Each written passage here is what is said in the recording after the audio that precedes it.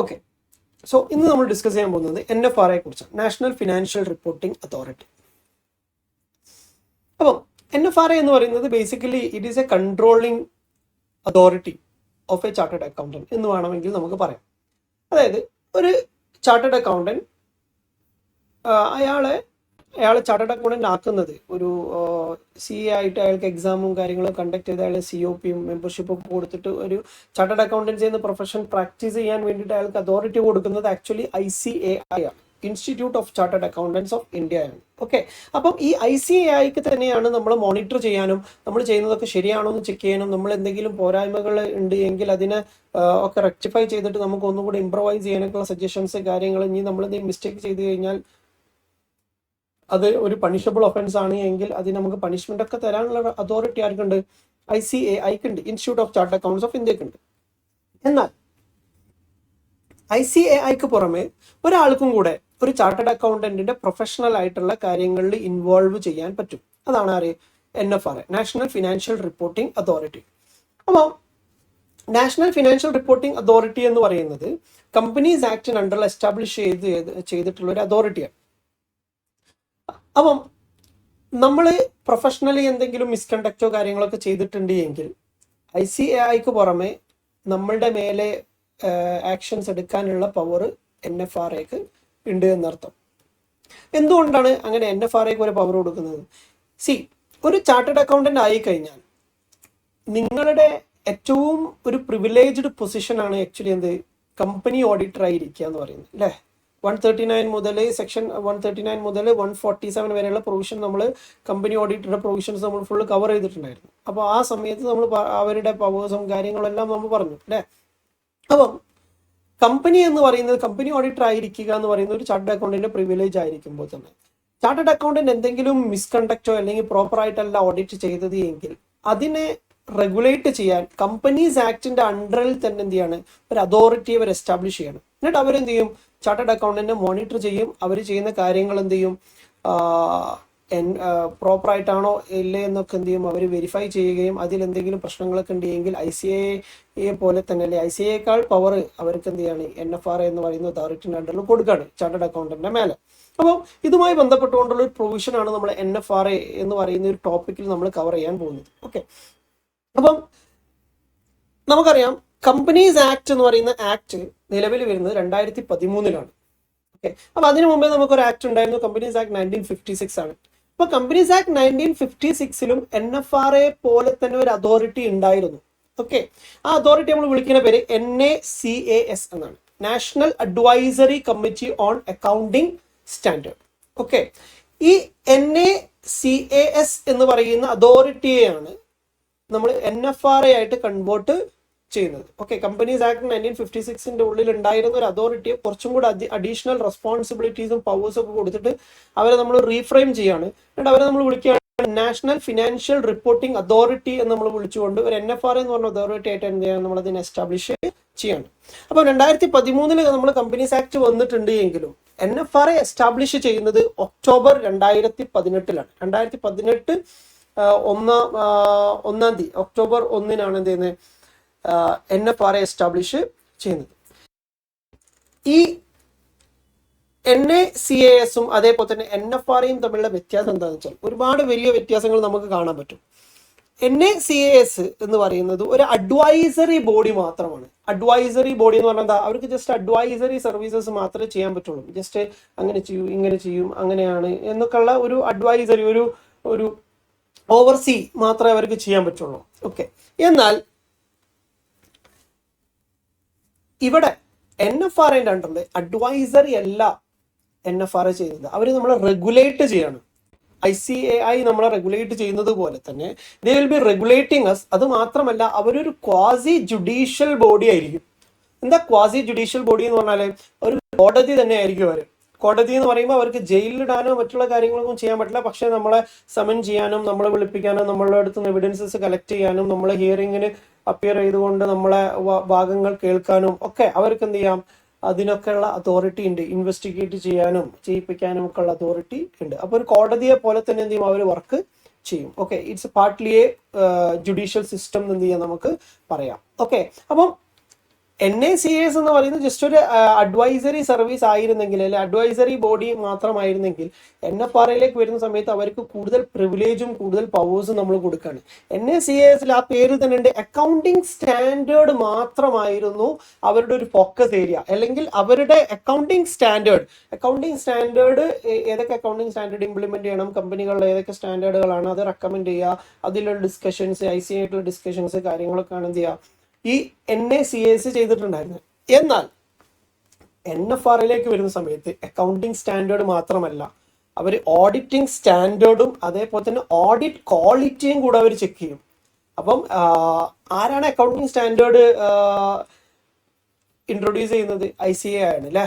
ആരാണ് auditing standard introduce ചെയ്യുന്നത്? അതും ICA ആണ് അല്ലേ. അപ്പോൾ ഈ ICA ഇൻട്രൊഡ്യൂസ് ചെയ്യുന്ന അക്കൗണ്ടിംഗ് സ്റ്റാൻഡേർഡും ഓഡിറ്റിംഗ് സ്റ്റാൻഡേർഡും ഇതിൽ രണ്ടിലും ആർക്കും കൂടെ ഒരു പ്രിവിലേജ് വരികയാണ്, NFRAക്ക് വരികയാണ്. അതിന് പുറമെ ഓഡിറ്റിന്റെ ക്വാളിറ്റി ചെക്ക് ചെയ്യാനുള്ള അതോറിറ്റിയും കൂടെ ആർക്ക് ഉണ്ടാവുന്നുണ്ട്?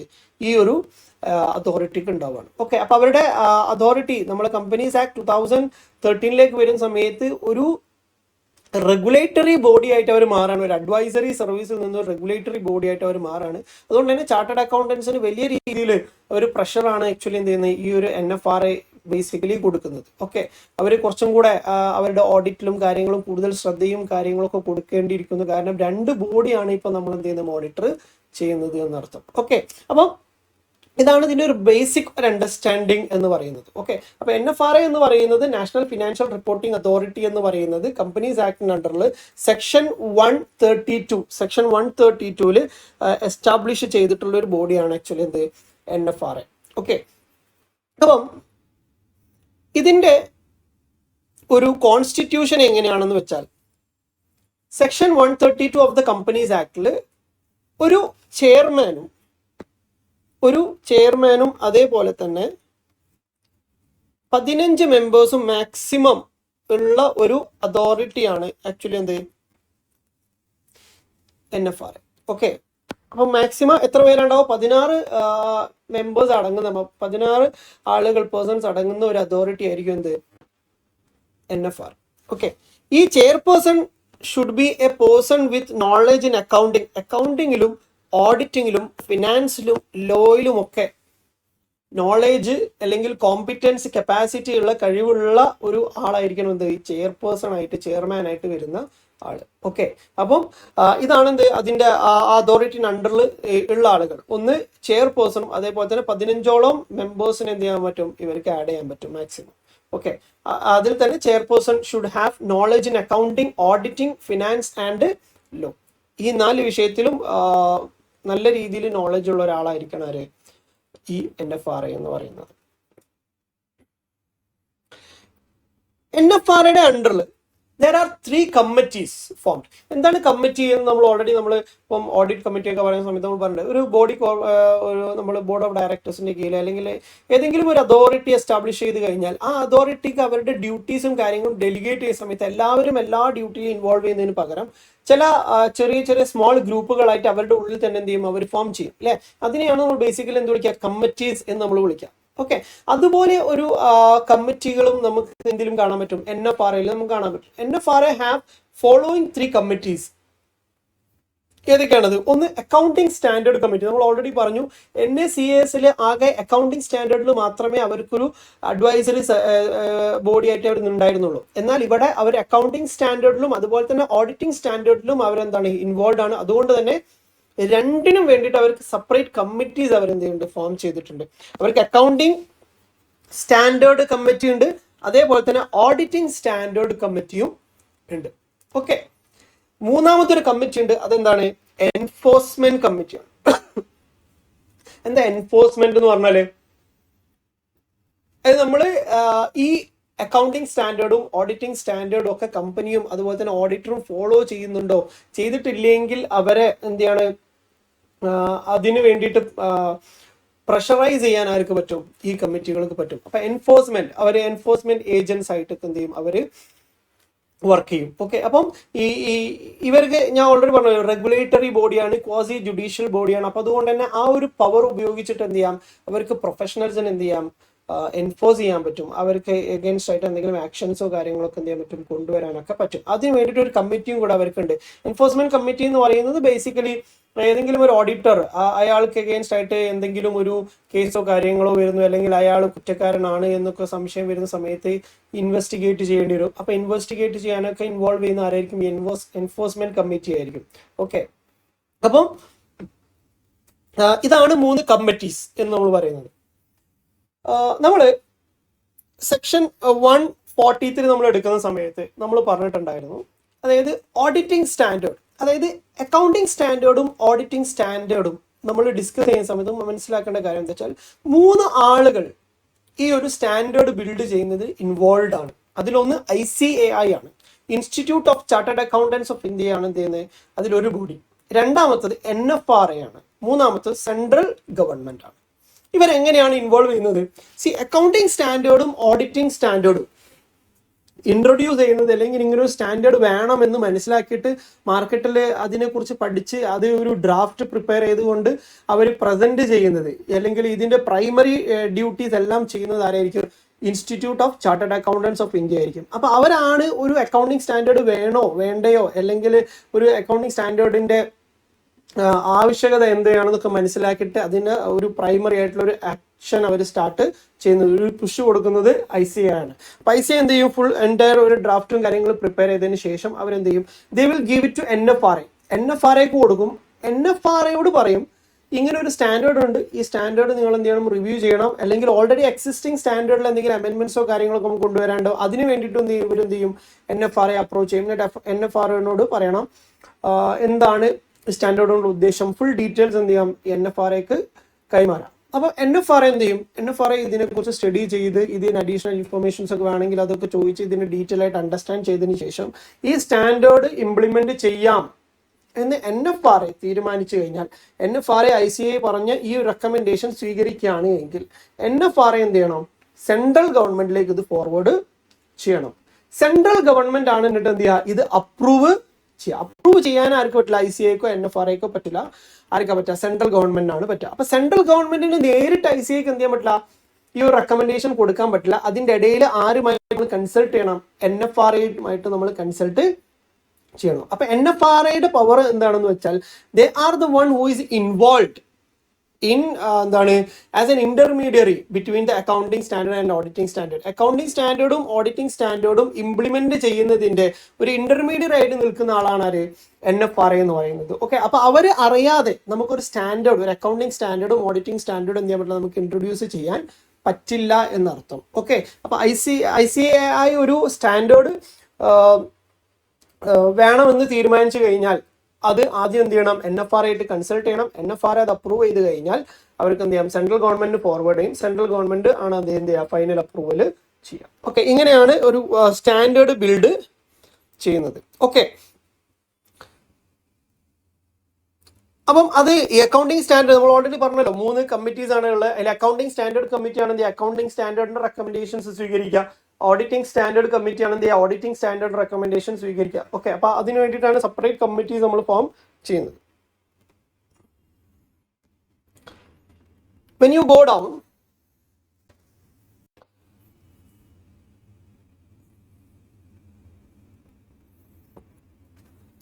functions and duties of NFRA.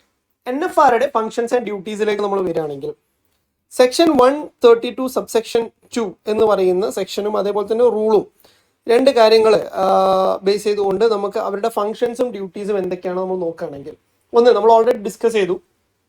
ഒന്നാമത്തെ അവരുടെ ഫംഗ്ഷൻ ആൻഡ് ഡ്യൂട്ടി എന്ന് പറഞ്ഞാൽ എന്താ വെച്ചാൽ they will recommend the accounting and auditing standard for central government approval.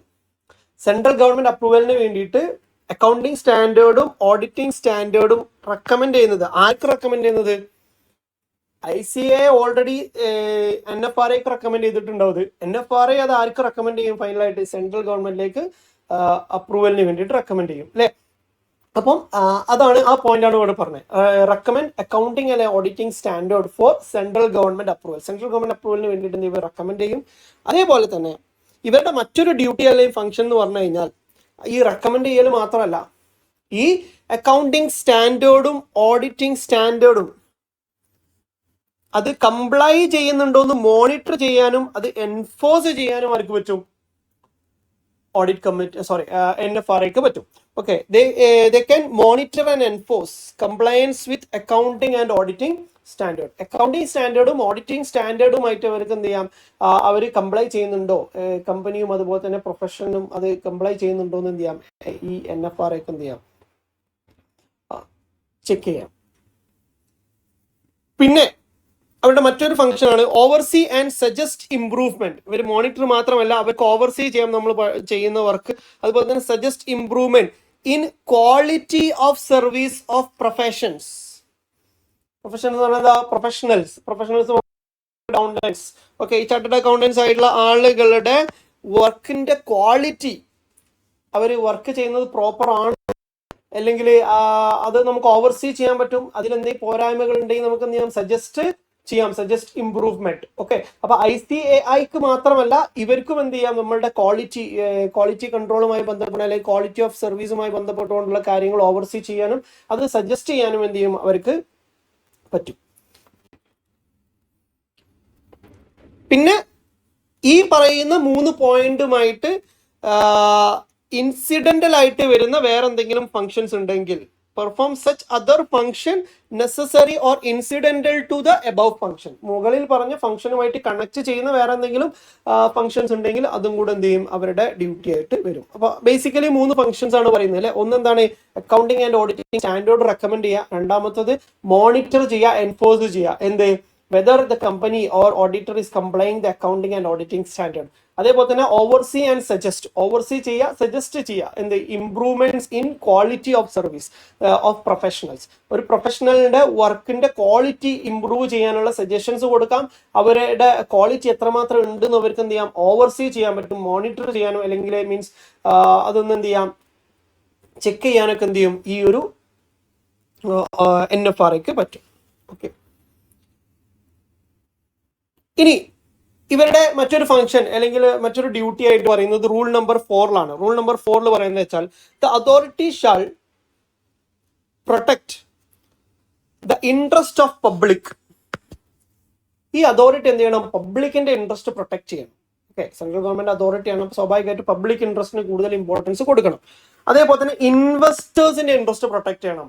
കമ്പനികളുടെ ഓഡിറ്റ് ആണ് നമ്മൾ ചെയ്യുന്നത് അല്ലെ, ബോഡി കോർപ്പറേറ്റ് ഓഡിറ്റ് ആണ് നമ്മൾ ചെയ്യുന്നത്. അപ്പൊ സ്വാഭാവികമായിട്ടും ഇൻവെസ്റ്റേഴ്സിന്റെ ഇൻട്രസ്റ്റ് പ്രൊട്ടക്ട് ചെയ്തിട്ടുണ്ടോ എന്ന് എന്ത് ചെയ്യണം, ഉറപ്പുവരുത്തണം. അതുപോലെ തന്നെ ക്രെഡിറ്റേഴ്സിന്റെ ഇൻട്രസ്റ്റ് പ്രൊട്ടക്ട് ചെയ്യണം. ക്രെഡിറ്റേഴ്സ് എന്ന് പറഞ്ഞാൽ ആ കമ്പനിയിൽ ക്രെഡിറ്റിന് സാധനം കൊടുക്കാം. അപ്പൊ കമ്പനിയിൽ വിശ്വസിച്ചുകൊണ്ട് ക്രെഡിറ്റിന് അല്ലെങ്കിൽ കടമായിട്ട് സാധനങ്ങൾ വിൽക്കുകയും കാര്യങ്ങളൊക്കെ ചെയ്ത ആൾക്കാരുണ്ടാവും.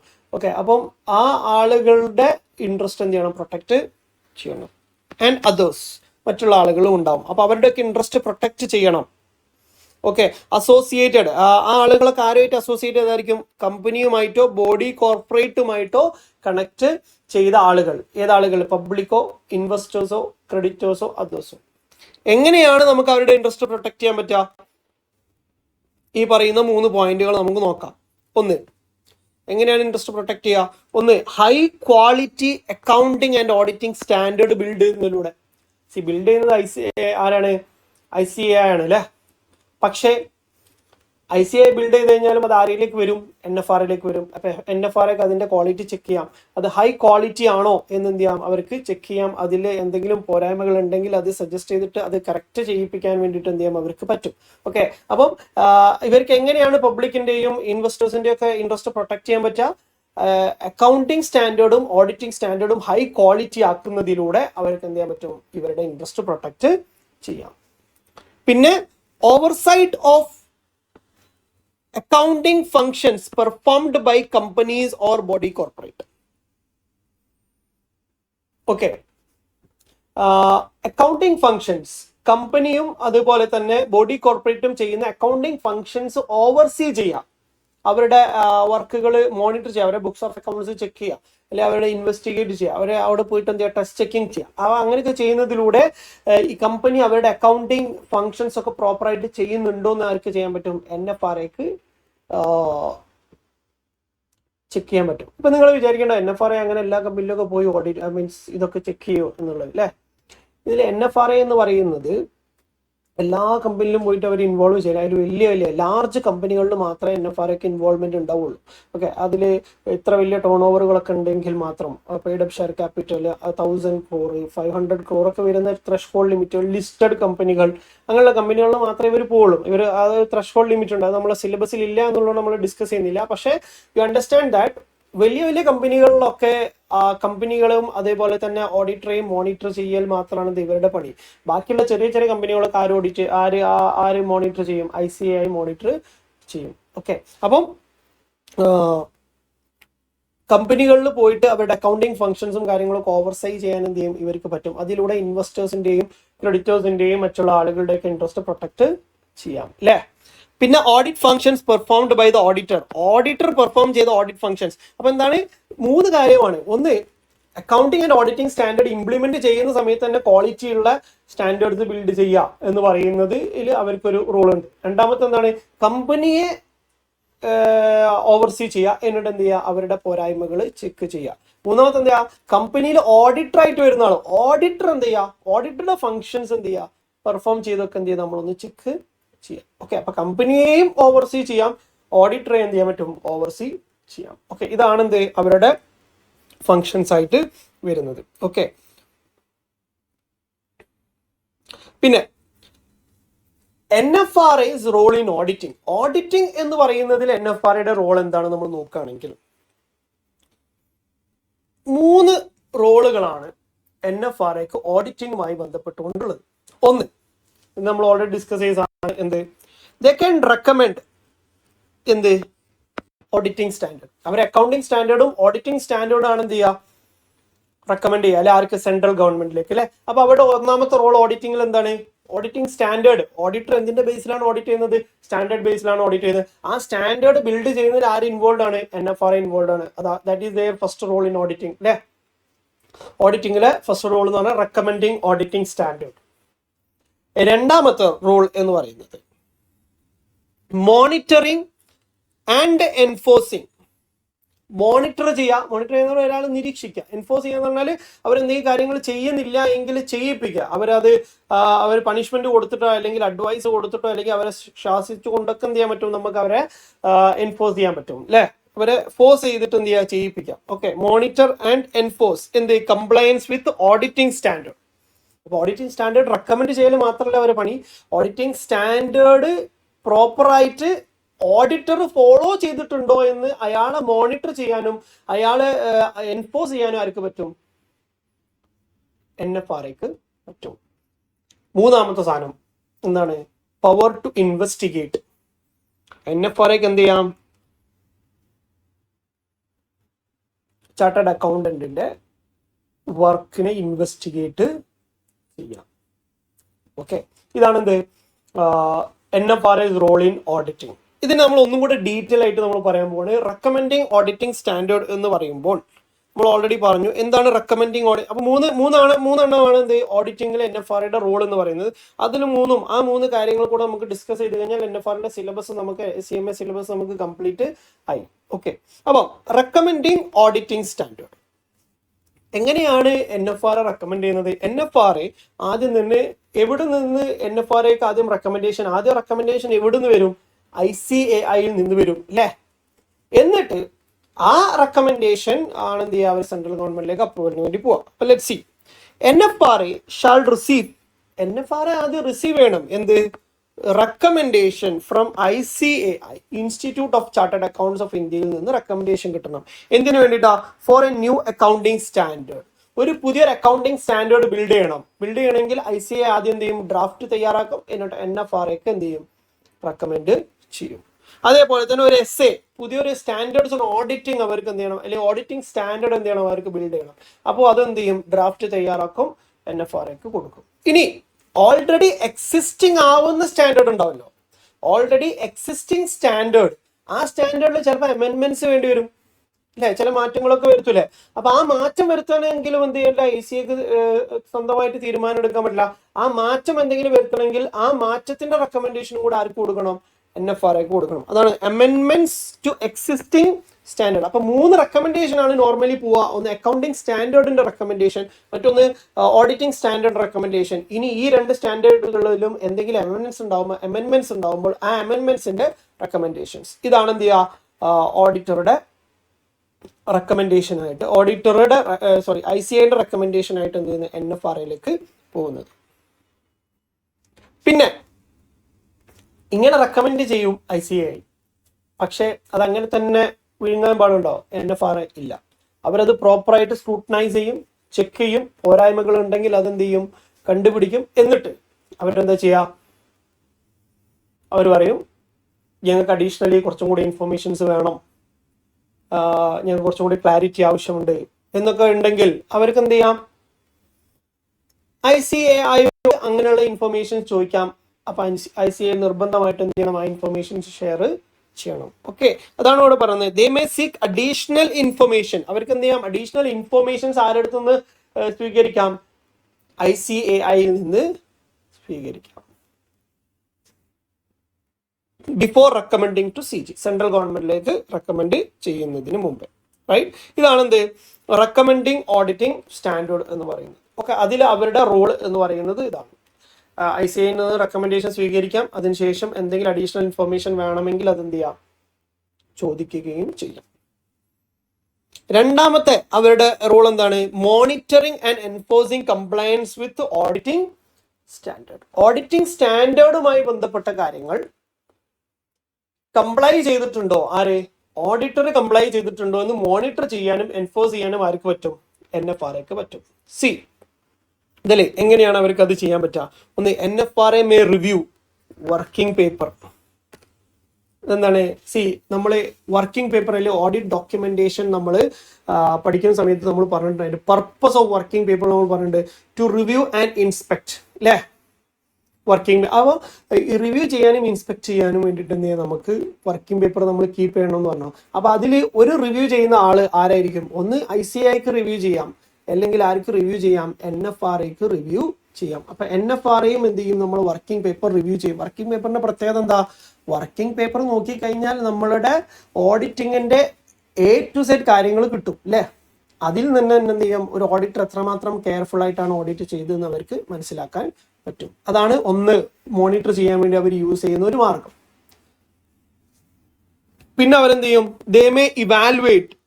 അവർ വർക്കിംഗ് പേപ്പർ മാത്രം നോക്കി പോവല്ലേ ചെയ്യാം, they will be evaluating the sufficiency of quality control system of the auditor. ഒരു ഓഡിറ്ററുടെ ക്വാളിറ്റി കൺട്രോൾ സിസ്റ്റം, അവരുടെ ഓഡിറ്റ് പെർഫെക്റ്റ് ആയിട്ട് നടക്കാൻ വേണ്ടിയിട്ട് അവർ ബിൽഡ് ചെയ്യുന്ന ക്വാളിറ്റി കൺട്രോൾ സിസ്റ്റംസ് എന്തൊക്കെയാണ് എന്ന് എന്ത് ചെയ്യാം, ഈ NFRAക്ക് എന്ത് ചെയ്യാം. കുറച്ച് ക്വാളിറ്റി കൺട്രോളുമായി ബന്ധപ്പെട്ടുകൊണ്ട് നമുക്ക് 2 സ്റ്റാൻഡേർഡാണ് നമുക്കുള്ളത് അല്ലേ, നമ്മൾ ഓൾറെഡി ഡിസ്കസ് ചെയ്തിട്ടുണ്ടാവും.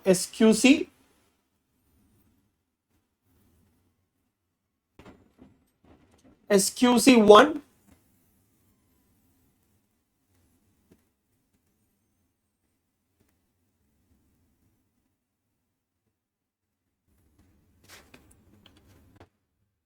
ക്വാളിറ്റി കൺട്രോളുമായി ബന്ധപ്പെട്ടുകൊണ്ട് നമുക്ക് 2 സ്റ്റാൻഡേർഡുകളാണ് നമുക്ക് ഉള്ളത്. നമ്മൾ ഓൾറെഡി ഡിസ്കസ് ചെയ്തിട്ടുണ്ട്. അതിലൊന്ന് SQC1 അല്ലേ, പിന്നെ SA220. ഓക്കെ, ഒന്ന് ഓഡിറ്റ് ഫേമുമായി ബന്ധപ്പെട്ടുകൊണ്ടുള്ള ക്വാളിറ്റി കൺട്രോളിന്റെ സ്റ്റാൻഡേർഡാണ്, മറ്റൊന്ന് ഓഡിറ്റുമായി ബന്ധപ്പെട്ടുകൊണ്ടുള്ള സ്റ്റാൻഡേർഡുകളാണ്. ഓക്കെ, അപ്പോൾ ഇങ്ങനെയുള്ള ക്വാളിറ്റി കൺട്രോൾ സിസ്റ്റംസ് ഒക്കെ അവർ പ്രോപ്പറായിട്ട് ഫോളോ ചെയ്തിട്ടുണ്ടോ എന്ന് ഇവാലുവേറ്റ് ചെയ്യാൻ ആർക്ക് പറ്റും, NFRAക്ക് പറ്റും. ഓക്കെ, പിന്നെ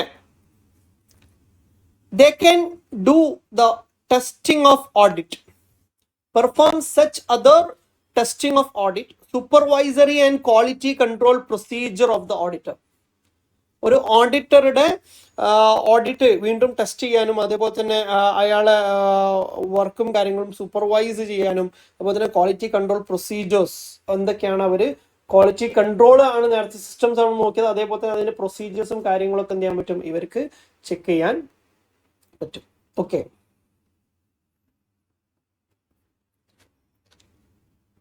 ആൻഡ്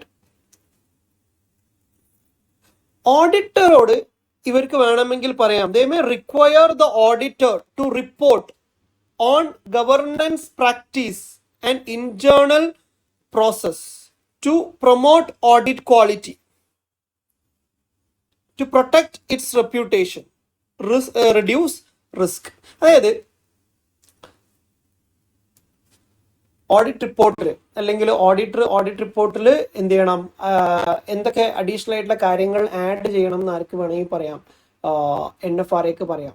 ഓക്കെ, അപ്പൊ അങ്ങനെ പറയുമ്പോൾ എന്താന്ന് വെച്ചാൽ അതിലൂടെ എന്താണ് ഓഡിറ്റിന്റെ ക്വാളിറ്റി ഇംപ്രൂവൈസ് ചെയ്യാൻ വേണ്ടിയിട്ട് എന്ത് ചെയ്യും, NFRAക്ക് ഓഡിറ്ററെ ഹെൽപ്പ് ചെയ്യാം. ഓൾറെഡി ഓഡിറ്റ് റിപ്പോർട്ടിന്റെ ഫോർമാറ്റും കാര്യങ്ങളൊക്കെ ഉണ്ടാവും. അതിന് പുറമെ NFRA പറയാണ് നിങ്ങൾ ഇന്ന രീതിയിലുള്ള കാര്യങ്ങൾ കൂടെ എന്ത് ചെയ്യണം, നിങ്ങൾ ആഡ് ചെയ്യണം എന്നൊക്കെ എന്ത് ചെയ്യാൻ വേണമെങ്കിൽ NFRAക്ക് സജസ്റ്റ് ചെയ്യാം. അപ്പോൾ ദാറ്റ് വിൽ ഇൻക്രീസ് അല്ലെങ്കിൽ promote the audit quality and protect the reputation. പ്രൊഫഷണൽസിന്റെ ചാർട്ടേഡ് അക്കൗണ്ടൻസിന്റെ റെപ്യൂട്ടേഷൻ പ്രൊട്ടക്ട് ചെയ്യാനും അയാളുടെ റിസ്ക് റെഡ്യൂസ് ചെയ്യാനൊക്കെ എന്ത് ചെയ്യും, ഇത് ഹെൽപ്പ് ചെയ്യും. ഓക്കെ, അപ്പൊ അങ്ങനെ എന്ത് ചെയ്യാം, അവർക്ക് ഓഡിറ്റ് റിപ്പോർട്ടിങ്ങിന്റെ ഭാഗമായിക്കൊണ്ട് പല കാര്യങ്ങളും ആഡ് ചെയ്യാനും ഒക്കെ എന്ത് ചെയ്യാം, ഓഡിറ്ററോട് NFRAക്ക് പറയും. പിന്നെ ഓഡിറ്ററോട് അഡീഷണൽ ഇൻഫർമേഷൻസ് ചോദിക്കാം,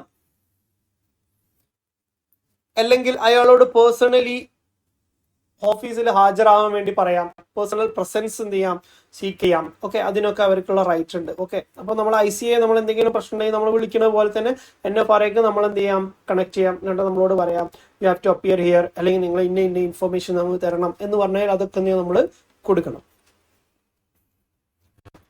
They perform monitoring and enforcement activities through officers or expert with sufficient.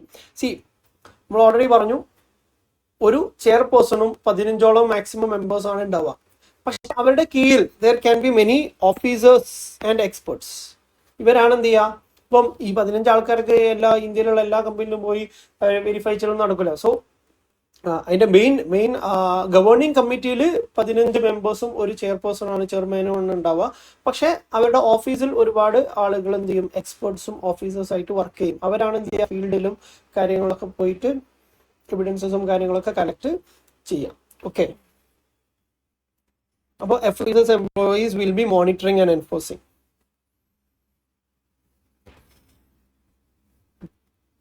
അതേപോലെ തന്നെ they have to publish their findings. അവരെന്തെങ്കിലും കാര്യങ്ങൾ കാണുകയാണെങ്കിൽ എന്തുമായി ബന്ധപ്പെട്ട് നോൺ കംപ്ലയൻസ്, ഒരു കമ്പനി അല്ലെങ്കിൽ ഓഡിറ്ററുമായി ബന്ധപ്പെട്ടുകൊണ്ടൊക്കെ എന്തെങ്കിലും നോൺ കംപ്ലയൻസ് കാണുകയാണെങ്കിൽ അവരെന്ത് ചെയ്യണം, അവരുടെ വെബ്സൈറ്റിൽ അവരത് എന്ത് ചെയ്യണം, പബ്ലിഷ് ചെയ്യണം. And in such manner as fit. അതല്ലാതെ വേറെ എന്തെങ്കിലും രീതിയിൽ അവർക്കിപ്പം ഗസറ്റിലോ അല്ലെങ്കിൽ മറ്റേതെങ്കിലും രീതിയിൽ അവർക്ക് പബ്ലിഷ് ചെയ്യണമെങ്കിൽ അല്ലെങ്കിൽ മറ്റേതെങ്കിലും രീതിയിൽ അവർക്ക് എന്ത് ചെയ്യാൻ പറ്റും, അതിനെ ആളുകളിലേക്ക് എത്തിക്കണം എന്നുണ്ടെങ്കിൽ അവർക്ക് എന്ത് ചെയ്യാം, അത് ചെയ്യാം. Unless it affects public interest. Public ഇൻട്രസ്റ്റിനെ എഫക്ട് ചെയ്യും. കാരണം പബ്ലിക്കിന്റെ ഇൻട്രസ്റ്റ് പ്രൊട്ടക്ട് ചെയ്യുക എന്നുള്ളതാണ് NFRAയുടെ ഒരു ഡ്യൂട്ടി അല്ലേ. അതുകൊണ്ട് തന്നെ പബ്ലിക്കിന്റെ ഇൻട്രസ്റ്റിനെ എഫക്ട് ചെയ്യുന്ന രീതിയിലുള്ള ഒരു കാര്യമാണ് എങ്കിൽ നിങ്ങളത് പബ്ലിഷ് ചെയ്യാതിരിക്കുകയും ചെയ്യാം. ഓക്കെ, അപ്പൊ പബ്ലിഷ് ചെയ്യണം നോർമലി. പക്ഷെ പബ്ലിക് ഇൻട്രസ്റ്റ് എഫക്ട് ചെയ്യുന്നതാണെങ്കിൽ നിങ്ങൾക്ക് എന്ത് ചെയ്യാം, അത് ഒഫീഷ്യലായിട്ട് സെൻട്രൽ ഗവൺമെന്റിലേക്ക് നിങ്ങൾ അറിയിക്കണം, സെൻട്രൽ ഗവൺമെന്റ് അറിയിക്കണം. പക്ഷെ യു ഡോ നോട്ട് പബ്ലിക്കലി നിങ്ങൾ എന്ത് ചെയ്യണം എന്നില്ല, അത് വലിയൊരു ഇഷ്യൂ ആക്കിയിട്ട് അത് പാനിക് ആക്കേണ്ട, അല്ലെങ്കിൽ ഇൻവെസ്റ്റേഴ്സിന് മറ്റുള്ള ആളുകളൊക്കെ പാനിക് ആക്കേണ്ട ലെവലിലുള്ള ഒരു ഇൻഫർമേഷൻ ആണെങ്കിൽ നിങ്ങൾ അങ്ങനെ ചെയ്യേണ്ട ആവശ്യം ഇല്ല, if it's affecting public interest. അതേപോലെ തന്നെ പബ്ലിഷ് ചെയ്യുന്ന സമയത്ത് ഷാൾ നോട്ട് പബ്ലിഷ്, നിങ്ങൾ പബ്ലിഷ് ചെയ്യാൻ പാടില്ല എന്ത്, പ്രൊപ്രൈറ്ററി അല്ലെങ്കിൽ കോൺഫിഡൻഷ്യൽ ഇൻഫർമേഷൻ. പ്രൊപ്രൈറ്ററി എന്ന് പറഞ്ഞാൽ ഒരു ഇൻഡിവിജ്വൽ ആയിട്ടുള്ള ഒരു കാര്യം, അല്ലെങ്കിൽ പ്രൊപ്രൈറ്ററി ആയിട്ടുള്ള ഒരു കാര്യമാണ് എങ്കിൽ, അല്ലെങ്കിൽ കോൺഫിഡൻഷ്യൽ ആയിട്ടുള്ള ഒരു കാര്യമാണ് എങ്കിൽ നിങ്ങൾ അത് എന്ത് ചെയ്യാൻ പാടില്ല, അത് പബ്ലിഷ് ചെയ്യാൻ പാടില്ല. Unless it affects public interest. എന്നാൽ ആ കോൺഫിഡൻഷ്യൽ ഇൻഫർമേഷൻ പബ്ലിക് ഇൻട്രസ്റ്റിനെ എഫക്ട് ചെയ്യുന്ന ഒരു സാധനമാണ് എങ്കിൽ, അത് പറഞ്ഞിട്ടില്ലെങ്കിൽ പബ്ലിക് ഇൻട്രസ്റ്റിനെ എഫക്ട് ചെയ്യുമെങ്കിൽ എന്ത് ചെയ്യാം, നിങ്ങളത് പറയുകയും ചെയ്യാം. ഓക്കെ, പബ്ലിക്കിനാണ് കൂടുതൽ പ്രയോറിറ്റി ദാൻ ദ പ്രൊപ്രൈറ്ററി അല്ലെങ്കിൽ കോൺഫിഡൻഷ്യൽ ഇൻഫർമേഷൻ എന്നുള്ളത്. പക്ഷേ അങ്ങനെ നിങ്ങൾ പ്രൊപ്രൈറ്ററി അല്ലെങ്കിൽ കോൺഫിഡൻഷ്യൽ ഇൻഫർമേഷൻ നിങ്ങൾ പബ്ലിഷ് ചെയ്യുന്നില്ല എങ്കിലും നിങ്ങൾ എന്ത് ചെയ്യണം, നിങ്ങളത് സെൻട്രൽ ഗവൺമെന്റിലേക്ക് ഫോർവേഡ് ചെയ്യണം. They may send separate report on proprietary on confidential information to central government. Central ഗവൺമെന്റിലേക്ക് എന്ത് ചെയ്യുക, നിങ്ങളത് സബ്മിറ്റ് ചെയ്യും. Okay,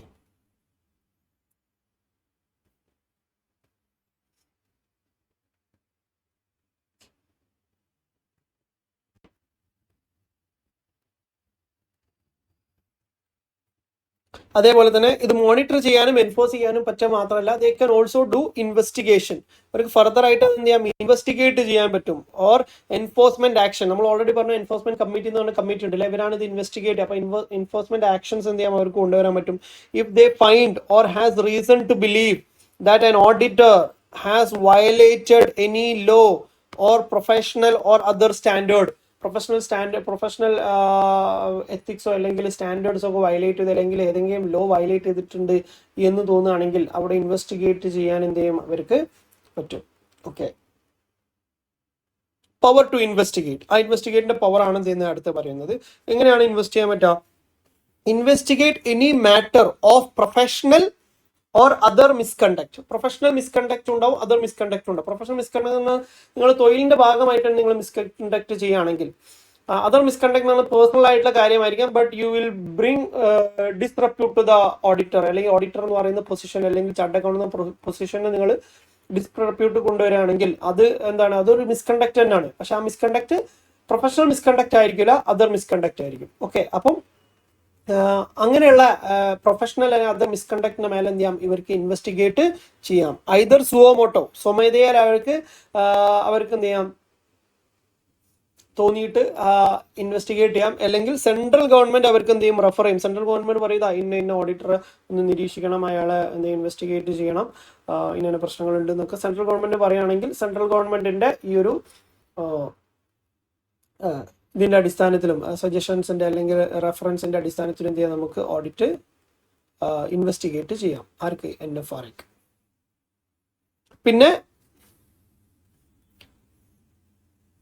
investigate into any matter on the basis of compliance or oversight activities. അപ്പോൾ suo motu അല്ലെങ്കിൽ central government റെഫറൻസിന് പുറമെ നമ്മൾ എന്തെങ്കിലും ഒരു മാറ്ററിന് മേലെ ഓവർസീ ചെയ്യുമ്പോഴോ അല്ലെങ്കിൽ നമ്മൾ കംപ്ലയൻസ് ചെക്ക് ചെയ്യുന്ന സമയത്ത് നമുക്ക് തോന്നുകയാണ് ഇൻവെസ്റ്റിഗേറ്റ് ചെയ്യണം തോന്നുകയാണെങ്കിൽ അതിലും എന്ത് ചെയ്യാം, നമുക്ക് ചെയ്യാം. ഓക്കെ, ഒരു ഇനീഷ്യൽ സ്റ്റാർട്ടിനാണ് നമ്മളൊരു ഫർദറൻസിന്റെ ഭാഗമായിട്ട് നമ്മൾ ഇൻവെസ്റ്റിഗേറ്റ് ചെയ്യാം. നമ്മൾ ഓൾറെഡി അവരെ നിരീക്ഷണത്തിലാണ്, അവർ നമ്മൾ എന്ത് ചെയ്യുന്നത്, മോണിറ്റർ ചെയ്യുന്നുണ്ട്, എൻഫോഴ്സ് ചെയ്യുന്നുണ്ട്.